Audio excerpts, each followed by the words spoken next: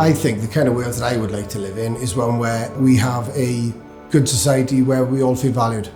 I'd like to live in a Wales where everyone feels equal to each other and able to talk to each other with respect and fairness. It has to be diverse, equitable and inclusive.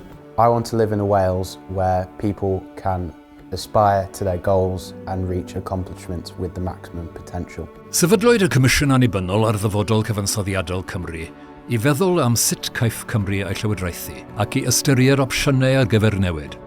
Daeth 11 o bobl o wahanol gefndiroedd, profiadau, gwleidyddiaeth a gwybodaeth at ei gilydd, ac yn gyffredin i ni gyd oedd bydd gorau Cymru. Fe glywson ni gan ddinasyddion Cymru, gan ddod â miloedd o bobl o'n cymunedau llawr gwlad yn rhan o sgwrs genedlaethol.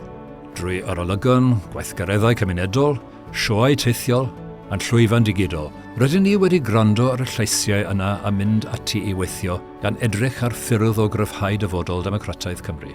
Roedd ein hadroddiad interim a gyhoeddwyd llynedd yn gosod 3 llwybr cyfansoddiadol am gan o ran sut gallai Cymru gael ei rhedeg i wella bywydau ein pobl. Dyn ni barhau ar sgwrs ym mhob cwr o Gymru gan siarad gyda phobl lle bynnag maen nhw, gan sicrhau bod pawb yn cael ei cynnwys yn y broses o siapio dyfodol Cymru.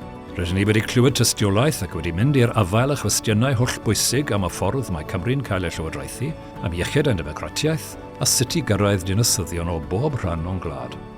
Rydyn ni gobeithio bydd pawb yn defnyddio'r adroddiad terfynol i godi ei llais ac i helpu i siapio sut caiff Cymru a'i llywodraethu yn y dyfodol. Rydyn ni wedi gofyn y cwestiynau i Gymru ac mae Cymru wedi ateb. Dyma sgwrs genedlaethol Cymru.